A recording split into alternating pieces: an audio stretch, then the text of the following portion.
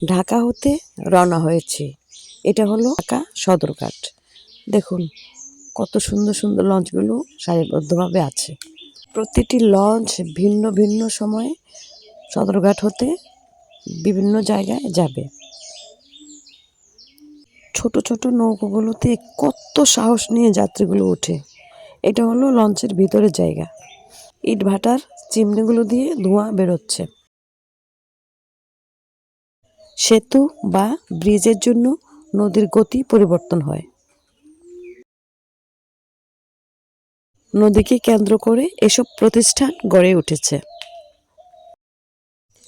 এটা হলো লঞ্চের ডেক। আমরা ময়ূরী 10 লঞ্চের ভিতরে। অনেক বড় এই লঞ্চটি। দেখুন কত বড়।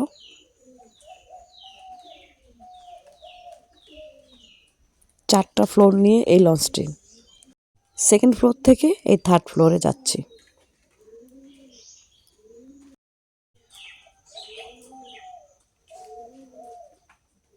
আমরা এখন টপ ফ্লোরে যাব।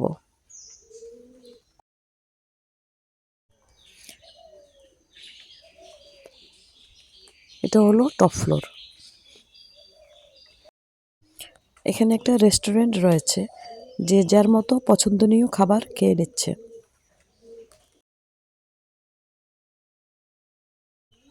টপ ফ্লোরটা কত সুন্দর। টপ ফ্লোর থেকে চারিদিকে নদীর দৃশ্যগুলো অপূর্ব লাগে। বিশাল নদী।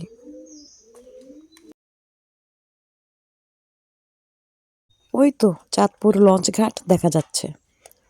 আমরা আমাদের গন্তব্যে চলে এসেছি। এখন লঞ্চ এখানে থামবে।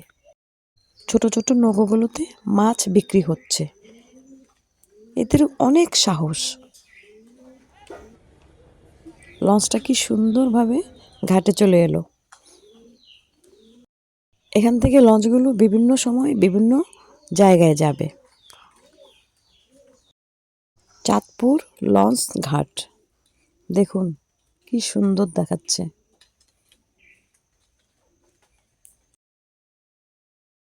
আমরা এখন লঞ্চ হতে নেমে যাব। লঞ্চগুলোকে বিদায় দিচ্ছি।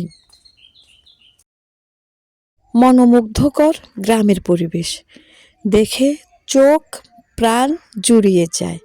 অপূর্ব সুন্দর। দেখুন বাচ্চারা স্কুলের মাঠে কিভাবে খেলাধুলা করছে, এগুলি দেখে আনন্দ লাগে। পূর্ব দিকে স্কুল, পশ্চিম দিকে আমাদের বাড়ি। এটা হলো আমাদের পারিবারিক কবরস্থান। এখানে রয়েছেন আমাদের পূর্বপুরুষরা। ইতিহাসের পাতায় যে 12 ভূঁইয়ার নাম রয়েছে তাদেরই একজন রয়েছেন আমাদের এই বাড়িতে। খুবই অবাক করা বিষয়, গ্রামের টিনশেড ঘরগুলো যেন ধীরে ধীরে হারিয়ে যাচ্ছে, আর শহরের অট্টালিকাগুলো গ্রামে এসে উপচে পড়ছে। মজার ব্যাপার হলো অট্টালিকাগুলো গ্রামে, মানুষগুলো শহরে রয়েছে।